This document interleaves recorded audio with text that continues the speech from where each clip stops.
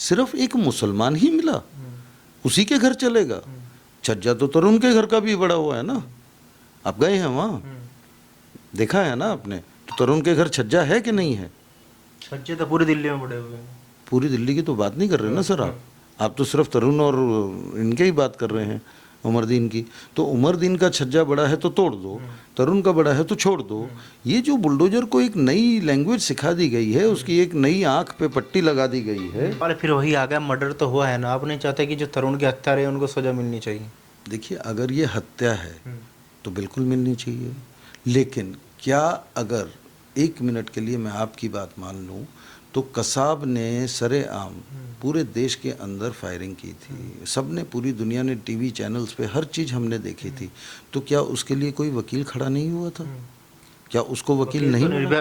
वकील तो निर्भया के आरोपियों के लिए भी खड़े हुए इस देश में। तो मैं वही कह रहा हूँ, ये एक प्रोसीजर है, ये हमारे देश का एक संवैधानिक ढांचा है, चाहे पक्ष का हो या विपक्ष का हो, चाहे गुनहगार हो चाहे कसूरवार ना हो, बेगुनाह हो, उसके लिए भी वकील खड़ा होगा और उसका पक्ष रखना हमारी एक जिम्मेदारी बनती है कि उसका पक्ष भी अदालत सुने।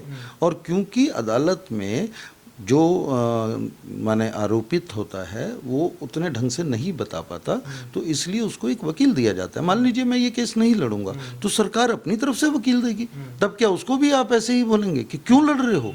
ये नहीं होता है भाई। हमारे यहाँ कास्टिज्म, हमारे यहाँ ये रिलीजन, ये रेस, ये सब नहीं होता है। दोस्तों, आज ईद है, आपने देखा होगा उत्तम नगर इन दिनों बड़ी चर्चाओं में है। इस वक्त हमारे साथ जितेंद्र कुमार जी मौजूद है जो तरुण के आरोपियों का केस लड़ रहे हैं। इनसे बातचीत करेंगे कि पूरे मामले को कैसे देख रहे हैं। क्या कहेंगे जितेंद्र कुमार जी? सबसे पहले तो आपसे यही बात करूंगा, पहला सवाल यही है कि पूरे के पूरे केस को आप कैसे देख रहे हैं? इसको पहले तो भाई नमस्कार। कैसे देख रहे हैं? 2 परिवारों का झगड़ा हुआ था, झगड़े के अंदर एक डेथ हुई है और काफ़ी लोग इंजर्ड हैं। अकॉर्डिंग टू डीसीपी साहब का जो पहले दिन बयान आया था उसके अंदर 7 लोग इंजर्ड थे, 2 हिंदू परिवार के और 5 मुस्लिम परिवार के। उनकी एमएलसी सबकी हुई है और उनको वहीं से अरेस्टिंग की गई थी। तो वो लोग, दोनों पक्षों की लड़ाई थी, दोनों पक्षों की लड़ाई में एक मौत हुई है और बाकी लोग इंजर्ड हैं। इसमें इससे ज़्यादा मैं क्या बता सकता हूँ आपको? क्या अपडेट है मतलब फिलहाल केस को लेकर? फिलहाल तो सर इस टाइम तो आज का दिन ज़्यादा इम्पोर्टेंट है क्योंकि आज ईद है और मेरी हाथ जोड़ के सभी देशवासियों से एक अपील है कि आज ऐसी कोई हरकत ना हो या होनी भी नहीं चाहिए। जो खूनी होली का एक बार बार आ रहा है कि आज हम ईद पे होली खेलेंगे और ये सब करेंगे, इस तरह की कोई हरकत ना हो और देश में सौहार्द बनाए रखें, देश के अंदर आपसी भाईचारा कायम रखें। लेकिन सर, जिस तरीके से कहा जा रहा है कि एक पानी का गुब्बारा पड़ा, उसके बाद इस तरीके से घेर के किसी आदमी के साथ इस तरीके का अपराध कर देना, आपको क्या लग रहा है कि क्या मात्र एक गुब्बारे की वजह से सब कुछ हुआ? नहीं, गुब्बारा कहीं से भी इसका रीज़न नहीं है। गुब्बारा रीज़न हो भी नहीं सकता। गुब्बारा एक बड़ा नॉर्मल सा वो है, होली का त्यौहार था, लग सकता है और सबको ही लगते हैं। लेकिन रीज़न ये था कि वहाँ पे एक प्रिंस नाम का लड़का था जो कि तरुण के आसपास की एज का ही है, 20-22 साल का बताया जाता है, जो उसके चाचा ताऊ के परिवार में ही आता है। वो लोग गली में बैठे थे और शराब पी रखी थी, कीचड़ का भरा या गंदे पानी का भरा गुब्बारा लेकर के उसके हिप पे मारा लड़की के और उस चीज़ पे लड़ाई शुरू हुई। और बड़ा स्वाभाविक सी चीज़ है कि रात के 10:30 बजे तो होली का टाइम नहीं है। मैंने तो अभी तक नहीं देखा कि रात को, भाई जनरली 3-4 बजे तक ख़त्म हो जाती है, रात को 10:30 बजे तो होली नहीं खेलता कोई। रात को 10:30 बजे वो झगड़ा शुरू होता है और स्वाभाविक सी चीज़ है, अगर किसी महिला पे आप गलत जगह और गलत तरीके से मार करेंगे तो वो चिल्लाएगी ही। यानी तरुण का परिवार झूठ बोल रहा है? कौन झूठ बोल रहा है, कौन सच बोल रहा है, ये सब तो सामने आ ही जाएगा, ये सब तो कोर्ट में आ ही जाएगा। हाल फिलहाल मैं आपको सिर्फ वो बता सकता हूँ जो मेरे पक्ष ने मुझे बताया है। मैं सच झूठ का न्याय नहीं करता हूँ, मैं एक वकील हूँ, मैं अपना पक्ष रख सकता हूँ। आपने मुझसे मेरा पक्ष पूछा है, मेरा पक्ष डेफिनेटली वही होगा जो मेरे क्लाइंट मुझे बता रहे हैं, जिनके साथ ये हादसा हुआ है। आपने तरुण की तरफ से सारी चीज़ें सुन ली, और इस तरफ से तो आपने किसी का इंटरव्यू नहीं किया, इस तरफ से तो कोई आदमी बाहर ही नहीं है जिसका आप इंटरव्यू कर पाओ। तो जब आप कभी भी एक पक्ष का सुन करके कोई भी चीज़ डिसाइड कर लेते हैं, वो गलत भी हो सकती है और सही भी हो सकती है, दोनों पक्ष हो सकते हैं, लेकिन दूसरे पक्ष को भी सुना जाता है ना सर। आज हम सिर्फ एक मान लीजिए उन लोगों ने जो बताया डे 1 पे, मैं अभी वही देख रहा था आपके आने से पहले, डे 1 की उनकी स्टेटमेंट्स आ रही थी, डे 2 की देख रहा था, डे 3 की देख रहा था, वो धीरे धीरे रोज़ चेंज हो रही है हर चीज़। जब एक वाकया कोई हुआ होता है तो मान सकता हूँ कि उसमें कुछ चीज़ें आदमी भूल जाता है, वो 2 दिन बाद याद आती है कि भाई ये भी हुआ था, या फलाना भी उसमें था, उसका चेहरा था, याद नहीं था, अब नाम याद आ गया। लेकिन समय भूल गए, समय ही पूरा इंटरप्रेट कर दिया कि पहले झगड़ा होके ख़त्म हो गया और उसके बाद दोबारा झगड़ा हुआ, घात लग रहा गया। जबकि एफआईआर में क्लियरली मेंशन है, हर आदमी को पता है, उत्तम नगर में जिससे भी आपने अगर लिया होगा इंटरव्यू तो सबने बताया होगा कि ये सच्चाई नहीं है, लेकिन वो नैरेटिव जानबूझ के फैलाया गया क्योंकि हिंदू मुस्लिम पड़ोसी और परिवार वाले बता रहे हैं कि जब लोगों ने झगड़ा किया, जो पड़ोसी थे उनकी बाहर से कुंडियां बंद कर दी गई थी। मुझे खुद इंटरव्यू में बताया उन लोगों जी जी, आपको बता दिया, मैंने मान लिया। ऐसी बहुत सारी चीज़ें हैं जो मैटर ऑफ ट्रायल है उसके अंदर खुलेंगी, लेकिन एक हम वैसे एक फौरी तौर पे बात करते हैं कि एक औरत के साथ ये हुआ, गुब्बारा लगा, मान लीजिए, आप मत मानिए कि किसी लड़के ने मारा था, गुब्बारा लगा, वहाँ शोर मचा, झगड़ा हुआ, मुस्लिम पक्ष के लोग आ गए, हिंदू पक्ष के लोग आ गए, तरुण की फैमिली और उमरदीन की फैमिली आ गई, वो लोग आपस में बहसबाजी जो भी कर रहे थे। अब आप ही लोगों के इंटरव्यू में मैंने देखा कि हिंदू पक्ष ने माफ़ी मांग ली थी और ये कर लिया था, वो सब मान लेते हैं। इतने में तरुण आ गया, झगड़ा आगे बढ़ गया, तो कुंडी लगाने का समय किसको मिला? सारे लोग तो रोड पे ही थे। जब रोड पे थे तो कुंडी किसने लगा दी और अंदर कोई गया क्यों? जब रोड पे मेरा आपका झगड़ा हो रहा है, आपके जितने भी रिलेटिव्स हैं या दोस्त यार हैं या मोहल्लेदार हैं, जो मुझे बताया उनके परिवार वालों ने मुझे बताया तरुण को झगड़े का नहीं पता था कि झगड़ा हो गया। तरुण को किसी ने फ़ोन किया, बाहर से कुंडी लगी हुई थी, उसके बाद तरुण आया, उसके बाद तरुण को घेर लिया गया गली में। देखिए ये तो अलग अलग सब अपना अपना पक्ष रख रहे हैं और सबका अख्तियार है, कौन सच बोल रहा है कौन झूठ बोल रहा है ये तो अदालत तय करेगी। ठीक है, अभी न्यायालय में केस है, उधर ट्रायल चलेगा, ना कि मीडिया में। लेकिन सर मर्डर तो हुआ है ना सर, एक्सीडेंटल डेथ है। अगर झगड़ा होता है उसको मर्डर नहीं कहते। हमारे देश के जो कानून के मुताबिक अगर कहा जाए कि अगर किसी आदमी ने प्लान करके, अगर मेरे दिमाग में प्लानिंग है कि मुझे आपका मर्डर करना है और उस ढंग से मैं कोई चीज़ करता हूँ तो वो चीज़ डेफिनेटली मर्डर में आती है। लेकिन सर घेर के किसी को मार देना, आप कह रहे हैं मर्डर नहीं हुआ, एक्सीडेंट तो ऐसा होता है ना, मान लीजिए फैन चल रहा है हमारे ऊपर गिर जाए तो इसको एक्सीडेंटल माना जाएगा मेरे हिसाब से। लेकिन सुनियोजित तरीके से एक भीड़ आती है, घेरती है, लाठी डंडे चलाती है, आप कह रहे हैं कि एक्सीडेंटल मौत है। आपकी बात मैं बड़ी कर लेता हूँ सर, आपकी बात 1 मिनट के लिए मान लेता हूँ, आपकी बात सच मान ली मैंने, ठीक है। अब मुझे सिर्फ एक बात बताइए, अमिताभ बच्चन को तो मैंने देखा है कि भाई वो उड़ उड़ के मारता है, 25-30 लोगों को गिरा देता है। क्या तरुण अमिताभ बच्चन से बड़ा स्टार था कि वो 7 लोगों के 5 लोगों के सर खोल दे? अगर 25 लोग किसी को मार रहे हैं लाठी डंडों के साथ तो उसके पास इतनी क्षमता थी क्या कि वो उन 25 लोगों की मार खाने के बाद भी 5 लोगों का सर खोल रहा है? 5 लोगों का सर खुला है। आप एफआईआर पढ़ लें, उसमें भी लिखा है, डीसीपी साहब का बयान है, वो भी देख लीजिए कि 5 मुस्लिम का और 2 हिंदू का चोटें लगी थी, एडमिट किया था। एडमिट होने के बाद उसकी हालत क्रिटिकल हुई, उसको जो इंजरी थी वो कहीं ऐसी जगह लग गई जिसकी वजह से डेथ कॉज हुई, लेकिन ट्रीटमेंट 7 लोगों का चल रहा था। तो 7 लोग जब एडमिट होते हैं तो झगड़े में ही होते हैं ना साहब। अगर मैंने आपको घात लगा के रहा है तो मुझे चोट नहीं आएगी, और पीसीआर कॉल मैं तो डेफिनेटली नहीं करूंगा क्योंकि मेरी प्लानिंग तो मर्डर करने की है।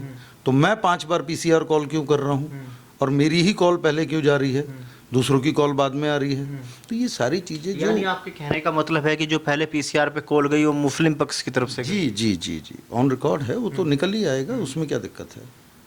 अब ये फिर मेरी तरफ से नहीं है सर, ये मुझे जो इन्फॉर्मेशन वो लोग दे रहे हैं, मैं उस हिसाब से आपसे बात कर रहा हूँ। हो सकता है वो भी गलत दे रहे हो जानकारी आप? बिल्कुल हो सकता है, 101% हो सकता है।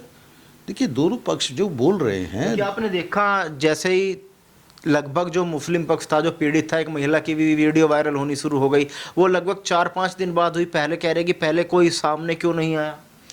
आप मुझे एक बात बताएं सर, जब मेरा मान लीजिए परिवार है और मेरे परिवार के सब लोगों को जेल में ठूस दिया जाए और हमें कोई मुझे माने न्याय नहीं दे रहा हो, मेरी कोई सुन ना रहा हो और ऊपर से दहशत का माहौल बन जाए, तो मैं भागूंगा या वहाँ रुका रहूँगा कि मुझे मार दो?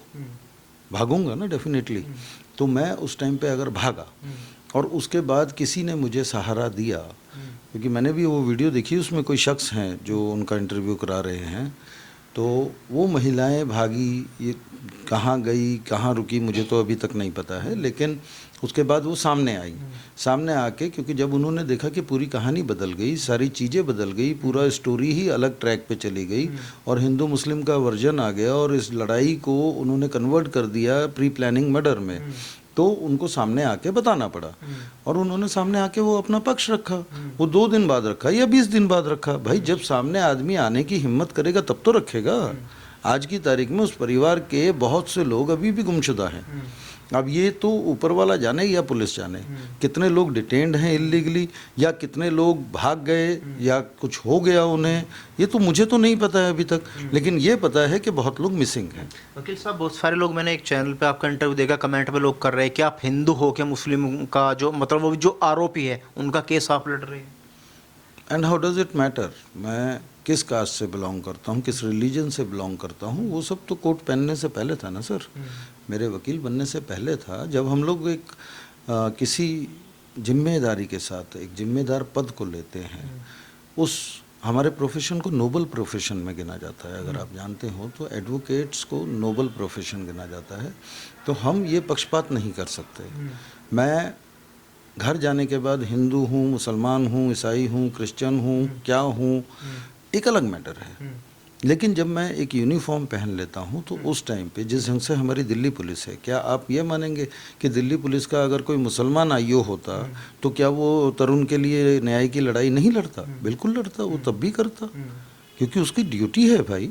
उसको उस चीज़ से कोई मतलब ही नहीं है कि सामने हिंदू है या मुसलमान।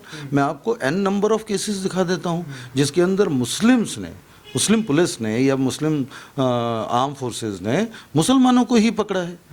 जब बॉर्डर पे फौजी जो खड़ा है और वो जात देख के कर रहा है क्या, धर्म देख के कर रहा है क्या, वो तो लड़ाई लड़ रहा है देश के लिए, तो वो सिर्फ ये देखता है कि ये देश का दोस्त है या दुश्मन है। अगर दुश्मन है तो उसका ऑर्डर है वो मारता है, वो नहीं पूछता है कि रिलीजन क्या है।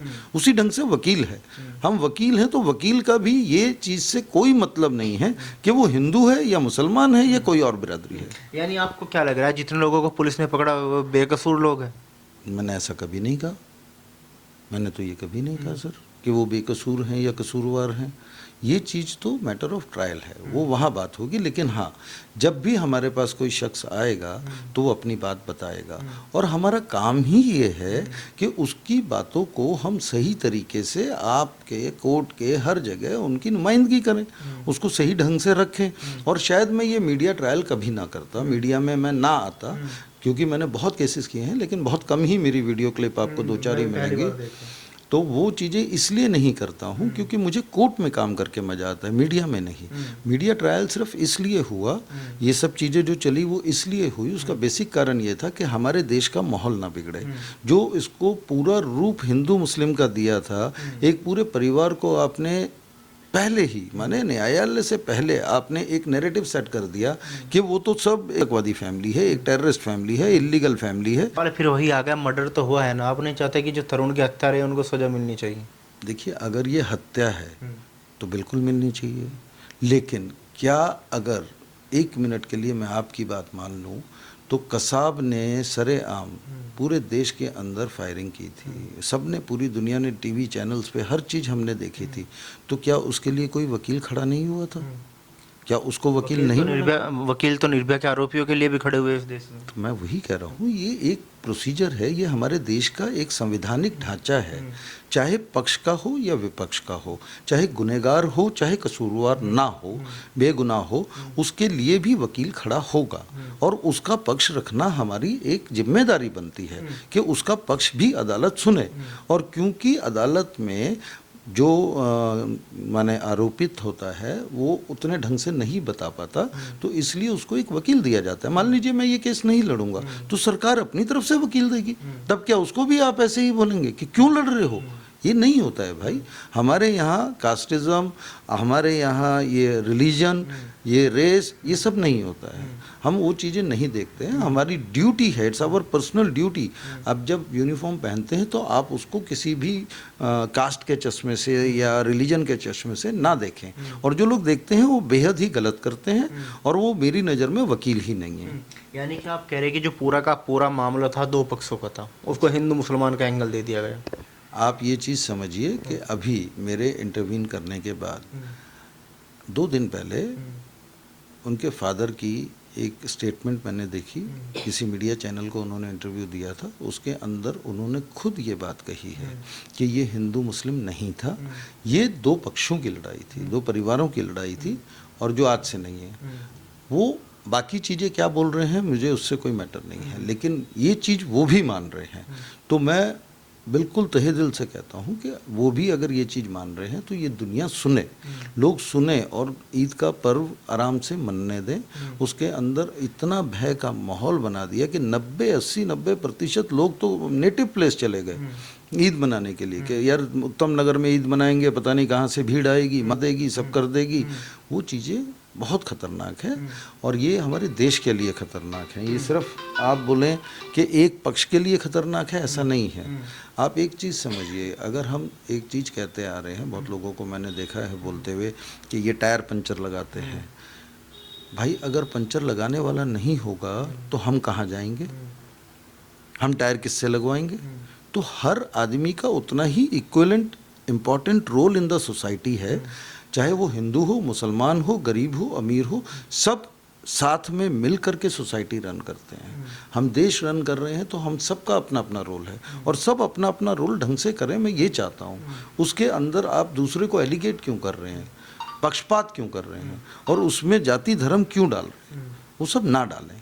मेरी बार बार जनता से अपील है, देश के लोगों से अपील है, सरकार से भी अपील है, और जो लोग ये कर रहे हैं उन लोगों से भी अपील है कि ये सब चीज़ें ना करें।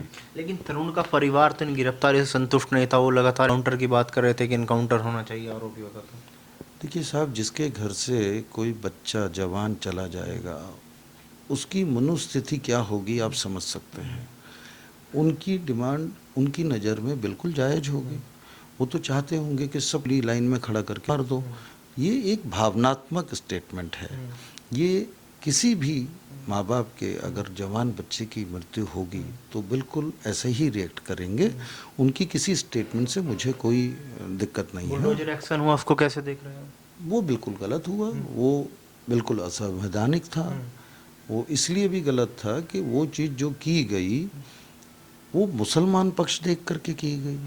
दिल्ली के अंदर और भी मर्डर हुए ना होली के दिन, अगर एक्शन लेना था तो उधर भी लेते, तब तो ये जस्टिफेबल था कि ठीक है भाई, जिसने मर्डर किया, जिन्होंने गलती की, सबके घरों पे बुलडोजर चला दिया। सिर्फ एक मुसलमान ही मिला, उसी के घर चलेगा। छज्जा तो तरुण के घर का भी बड़ा हुआ है ना, आप गए हैं वहाँ, देखा है ना आपने, तो तरुण के घर छज्जा है कि नहीं है? छज्जे तो पूरी दिल्ली में बड़े हुए हैं। पूरी दिल्ली की तो बात नहीं कर रहे ना सर आप तो सिर्फ तरुण और इनके ही बात कर रहे हैं, उमरदीन की। तो उमरदीन का छज्जा बड़ा है तो तोड़ दो, तरुण का बड़ा है तो छोड़ दो।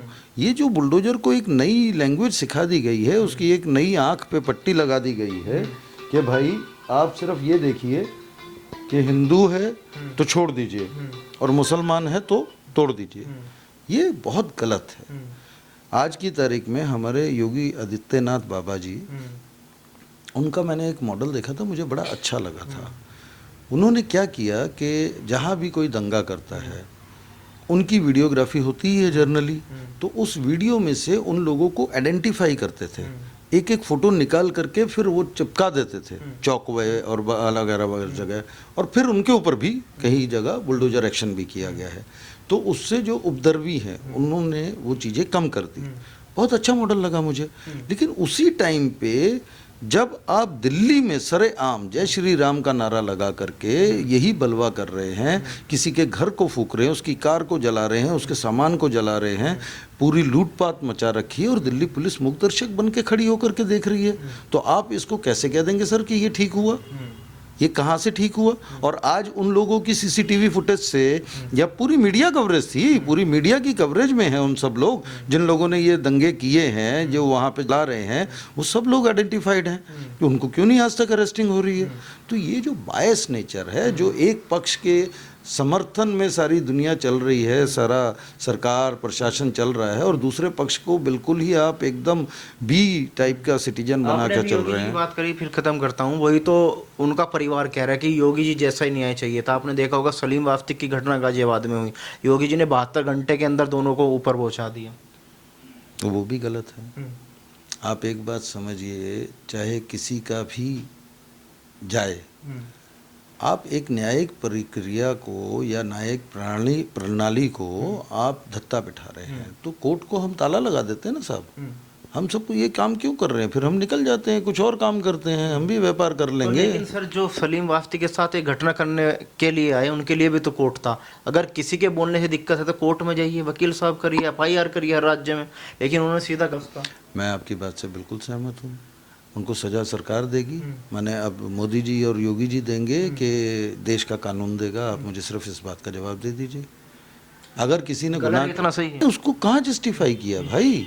मैंने कब कहा कि कोई भी मर्डर या कोई भी गलत काम इस देश में जस्टिफाई है? मैं नहीं कह रहा हूँ, मैं सिर्फ ये कह रहा हूँ कि किसी एक्शन का जो रिएक्शन, चाहे वो योगी जी हों, चाहे ये हमारी क्या नाम है रेखा गुप्ता जी ये हों, या और भी कोई CM हो, ये अगर ये एक्शन का रिएक्शन देते हैं तो this is a wrong pattern जिसको रोकना चाहिए, और सुप्रीम कोर्ट ने रोका भी है, एटलीस्ट डिमोलिशन के पॉइंट से। 24 में उनकी स्टेटमेंट वो आया था ऑर्डर कि ये सब राज्य सरकारें ना करें, उसके बाद भी हो रहा है, वो अलग बात है। इसका मतलब हम लेकिन सर ये भी बोला था कि जो अवैध है उस पर बुलडोजर चलाया जा सकता है। अब मैंने आपसे एक सवाल पूछा था अभी 2 मिनट पहले, अभी आपने खुद जवाब अलग टाइप में दे दिया। अवैध तो फिर उसका छज्जा भी हुआ ना भाई, छज्जा तो अवैध सिर्फ एक मुसलमान का ही होगा, हिंदू का नहीं होगा। ये तो नहीं बोला सुप्रीम कोर्ट ने कि भाई बुलडोजर को आंखें दे दो, वो रंग देख करके मारा करेगा, ये तो नहीं बोला ना सुप्रीम कोर्ट ने। अवैध को करिए ना, मैं कहाँ मना कर रहा हूँ। सारी दिल्ली, क्या सारी तो नहीं, आधी दिल्ली तो कम से कम अवैध ही है, तो करिए, क्यों नहीं चला रहे डिमोलिशन? लेकिन कहना फिर मेरा वही है कि अगर आप डिमोलिशन ड्राइव चला रहे हैं तो उसमें सिर्फ मुसलमान पक्ष ही क्यों आ रहा है, हिंदू के यहाँ क्यों नहीं चल रहा है? और उसी समय पे पालम में जब एक आदमी की मौत होती है, होली के दिन ही होती है, सेम एपिसोड है वहाँ पे, जो क्योंकि जो लोग वहाँ पे थे जिन्होंने हत्या की थी उस यादव की, वो OBC से था, और जिन लोगों ने की थी वो भी हिंदू थे ना जी, तो वो हिंदू धर्म के जो लोग थे, वहाँ बुलडोजर को रंग देख करके रुक क्यों गया, वहाँ पे क्यों नहीं गया? अगर आपकी नजर में उमर दिन का घर तोड़ना ठीक था तो उन लोगों का क्यों नहीं तोड़ा गया? एक आखिरी सवाल, क्या लगता है आप तरुण के आरोपियों को बचा पाएंगे? देखिए सर, मैं इस बारे में कुछ नहीं कह सकता, ये एक प्रक्रिया है, उस प्रक्रिया में जो चीज़ें निकल के आएंगी, किसका क्या रोल निकलेगा, पुलिस अभी अपनी रिपोर्ट देगी, पुलिस क्या रिपोर्ट देती है। लेकिन एक बात तो मैं मान के चल रहा हूँ कि पुलिस फेयर रिपोर्ट तो नहीं देगी। पुलिस भी आप ही की तरह है और हिंदूवाद से ग्रस्त है, और उनके तो आका भी अब हिंदू तो नहीं है, हिंदूवाद से ग्रस्त नहीं हूँ। हिंदू होना अलग है, हिंदूवाद यानी एक लहर जो चलती है कि भाई मार दीजिए इनको, जय श्री राम का मतलब ये तो मैंने कभी नहीं सुना यार कि किसी को मारना या उसका घर उजाड़ना होता है। राम ने तो नहीं कभी ऐसा किया। आप राम का नाम लेकर के ये काम कर रहे हैं, अल्लाह अकबर बोल के गले जा रहे, लोगों को फोड़े जा रहे हैं पूरे देश में। वो क्या करते हैं, how does it matter to me? वो क्या करते हैं, उसके लिए कानून है ना भाई, कर रहा है ना काम। अगर कोई अल्लाहू अकबर बोल के करता है तो क्या उसको फांसी नहीं मिलती है? क्या कसाब को फांसी नहीं मिली? तो सबके लिए कानून है ना। तो ये योगी मॉडल और ये सब शूटिंग मॉडल जो चला रहे हो, ये गलत है। अगर इसको चलाना है तो फिर यार बंद कर दो न्यायालय, फिर तो ये प्रजातंत्र थोड़ी रह गया सर, ये तो राजतंत्र हो गया कि मैं यहाँ का राजा हूँ, मुझे जो सही लगा मैंने ऑर्डर दे दिया। हम कहानियों में सुनते हैं और पिक्चरें भी आती थी पुरानी कि सलीम को चिनवा दिया जाए दीवार में, वो क्या ऐसे ही चिनवाया था ना। तो ऐसी बहुत सारी कहानियाँ हैं। तो ये वो वाला शासन आ गया क्या, वो राज आ गया? मैं तो सोच रहा था वो सब हटते हटते अब शायद हम सही ट्रैक पे जा रहे हैं। एक बार मोदी जी का मैंने इंटरव्यू देखा था तो वो तो बोल रहे थे कि हम तो इकोनॉमी में बहुत ग्रो करेंगे और शायद वर्ल्ड की फर्स्ट या सेकंड इकोनॉमी में आ जाएंगे कुछ सालों में। ऐसे आएंगे? ऐसे आ सकते हैं क्या कि एक पक्ष को हम सुने बिना मार दो और योगी मॉडल ये है? अरे नहीं, योगी साहब भी इतने गलत नहीं है जितना प्रोजेक्ट किया जाता है। अब ये कौन करता है, कैसे करता है, देखिए पूरे सिस्टम को तो मैं नहीं जान रहा हूँ और जितना जान रहा हूँ वो एक्सप्लेन करने की मुझे ज़रूरत नहीं है। पर मेरी अभी भी आज भी आप सब मीडिया वालों से भी और जो लोग सुन रहे हैं, आपके जितने भी दर्शक हैं, उनसे भी ये हाथ जोड़ के अपील है कि इसको हिंदू मुस्लिम के एंगल से ना देखें। और इस चीज़ के अंदर लड़ाई झगड़ा हुआ, 2 परिवारों का हुआ, एक बच्चे की मौत हुई जिसका मुझे बेहद दुख है। उसकी फ़ोटो मैंने भी देखी है, बड़ा हैंडसम और यंग लड़का था जिसका दुख होना भी चाहिए। और देश में मेरे ख्याल में सिर्फ हिंदू नहीं, मुसलमानों को भी दुख है क्योंकि एक जवान मौत हुई है और मुसलमान भी उनके दुख में शामिल हैं। लेकिन इसके लिए आप किसी पूरे ख़ानदान को ख़त्म कर दो, उन लोगों को तितर बितर कर दो, इल्लीगल सारी एक्टिविटीज़ कर दो। अब देखिए शुरुआत में ये जो मामला शुरू हुआ उसके अंदर एक मौत का जिक्र था। आप उसको मौत बोलिए, हत्या बोलिए, जो भी बोलिए, तो वो एक लगाना चाहिए था, एक्ट लगा दिया। अब लड़ाई हो रही है 10 लोगों में, आमने सामने से गाली गलौज हो रही है। उसके अंदर बाद में एक इम्पोज कर दिया जाता है SC/ST एक्ट। SC/ST एक्ट आने के बाद ये सीधा सेशन ट्रायल हो जाता है, उसका IO बदल जाता है क्योंकि 3 स्टार नहीं कर सकते, ACP लेवल का आदमी करेगा। वो सारी चीज़ें हो जाती हैं और उनकी बेल और डिफ़िकल्ट हो जाती है डेफिनेटली, क्योंकि उस चीज़ में सेक्शंस और कई सारे ऐड हो गए।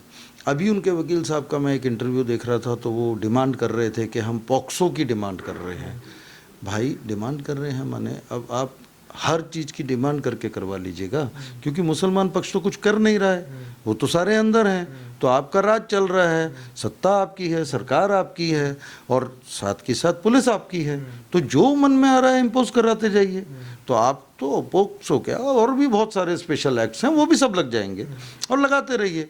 लेकिन ये सब करके आप खुद सोचिए आप देश में मैसेज क्या दे रहे हैं कि अगर एक झगड़े को हम इतने लेवल पे गिर करके पॉक्सो जैसा एक घिनौना एक्ट इसके अंदर इम्पोज करा रहे हैं और रिक्वेस्ट कर रहे हैं, डिमांड कर रहे हैं, तो यानी हकीकत तो नहीं थी, फॉल्स इम्प्लीमेंटेशन ही करा रहे हैं ना। अगर हकीकत होती तो पहले दिन ही FIR में आ जाती। अभी आपने कहा ना इतने दिन बाद क्यों आई बोलने के लिए, तो ये इतने दिन बाद क्यों बोल रहे हैं? अगर ऐसा कुछ घटित था तो अकॉर्डिंग टू यू उसी टाइम बोला जाता। तो ये सब अब फैब्रिकेशंस हो रही हैं और ये गलत है, मेरी नज़र में होना नहीं चाहिए और पुलिस को बायस नहीं होना चाहिए। अगर एक तरफ का आपने पक्ष सुन करके किया, जब PCR कॉल मैं कहता हूँ उनके घर से भी हुई होगी और पहले कौन वाला खेल मैं नहीं खेल रहा हूँ। I am just saying that कि दोनों पक्ष ने पुलिस को फ़ोन किया तो इसका मतलब दोनों पक्ष पीड़ित थे ना उस टाइम पे। दोनों पक्ष के लोगों को डर था कि हमारे घर वालों को चोट ना लगे, उनके घर वालों को चोट ना लगे। तो FIR दोनों पक्ष की होनी चाहिए थी। वन साइडेड FIR नहीं होती है, क्रॉस FIR भी होती है। वो क्रॉस FIR आज तक क्यों नहीं हुई? जिन लोगों का सर खुला है वो भी तो किसी ने खोला होगा, उनकी भी तो अरेस्टिंग होनी चाहिए। वो अरेस्टिंग आज तक क्यों नहीं हुई? ये सारी चीज़ें एक चीज़ को दर्शाती हैं कि ये पूरी जो चल रही है प्रक्रिया ये बायस है, ये इन्फ्लुएंस्ड है, चाहे वो बजरंग दल हो, RSS हो, जो भी हो, वो सारी चीज़ें गलत तरीके से हो रही है।